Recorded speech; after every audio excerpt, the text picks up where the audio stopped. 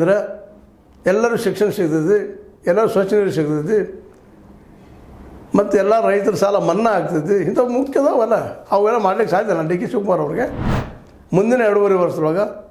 ಏನು ನಿಮ್ಮ ಅಜೆಂಡಪ್ಪ? ಏನು ಮಾಡೋರು ನೀವು ಮುಖ್ಯಮಂತ್ರಿಯಾಗಿ? ಸಿದ್ದರಾಮಯ್ಯರು ಮಾಡಲಾರದ ಕೆಲಸಗಳು ಮಾಡ್ಲಿಕ್ಕೆ ಸಾಧ್ಯದನ ನಿಮ್ಮಿಂದ?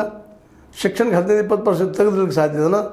ಹೈಯರ್ ಶಿಕ್ಷಣ ಫ್ರೀಯಾಗಿ ಅಥವಾ ಒಂದು ಏನಪ್ಪ ಕಲಿಯುವಂಥ ಇಚ್ಛೆ ಅಂತ ಮಕ್ಕಳಿಗೆ ಭರ್ಪೂರು ಲೋನ್ ಸಿಗೋಂಗೆ, ಅದು ವಿದೌಟ್ ಕೊಲ್ಯಾಟ್ರಲ್ ಮನಿನೋ ಮತ್ತು ಅವರೋ ದುಡ್ಡಿದವರು ಜಾಮೀನಿಂದ ಡೈರೆಕ್ಟಾಗಿ ಕೊಡಿಸೋಂಥ ಕೆಲಸ ಮಾಡ್ಲಿಕ್ಕೆ ಸಾಧ್ಯದನ?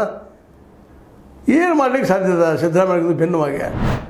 ಯಾಕಂದರೆ ಈಗಾಗಲೇ ಮೀಸಲಾತಿ ಕಾಂತರಾಜ್ ವರದಿಯನ್ನು ತಪ್ಪಿಸೋ ನೀವು ದೊಡ್ಡ ಹಸ್ತದ ನಿಮ್ಮದು ಅಂತ ಆರೋಪಗಳಿದ್ದಾವೆ ನಮ್ಮ ಮೇಲೆ. ಹೌದು ರೀ, ಹಿಂದುಳಿದವ್ರದ್ದು SC ST ಮೈನಾರಿಟಿ ಅವ್ರಿಗೂ ಹಕ್ಕುಗಳು ಬೇಕಲ್ಲ, ಅವ್ರು ಬದುಕೋರಲ್ಲ, ಅವಕಾಶ ಕೊಡ್ತಾ ಇಲ್ಲ. ಅದಕ್ಕೆ ರಿಸರ್ವೇಷನ್ ಅದ ನಮ್ಮಲ್ಲೇ ಮಾಡ್ಲಿಕ್ಕೆ ಇದ್ದಿದ್ದಾರೆ ಸಿದ್ದರಾಮಯ್ಯರು. ಅದವ್ರನ್ನ ನಾವು ಲಾಭಕ್ಕಾಗಿ ಮಾಡ್ಲಿಕ್ಕೆ ಇದ್ದಿದ್ದಾರೆ. ಅದು ನೀವು ಮಾಡ್ಲಿಕ್ಕೆ ಸಾಧ್ಯ ಇದೆನಾ ಡಿ ಕೆ ಶಿ ಅವ್ರಿಗೆ?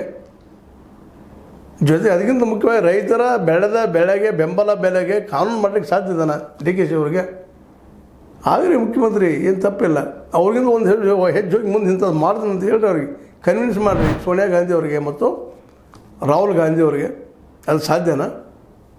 ಇವು ಸಹಿತ ಇವತ್ತು ಪ್ರಶ್ನೆಗಳು ಮೂಡ್ತದೆ. ಅದೇ ಕಾಲಕ್ಕೆ ಇದು ಅನಗತ್ಯ. ಇವರು ಸಿದ್ದರಾಮಯ್ಯನವರು ದಂಡಿಗೆ ಬಂದಿದ್ದಾರೆ.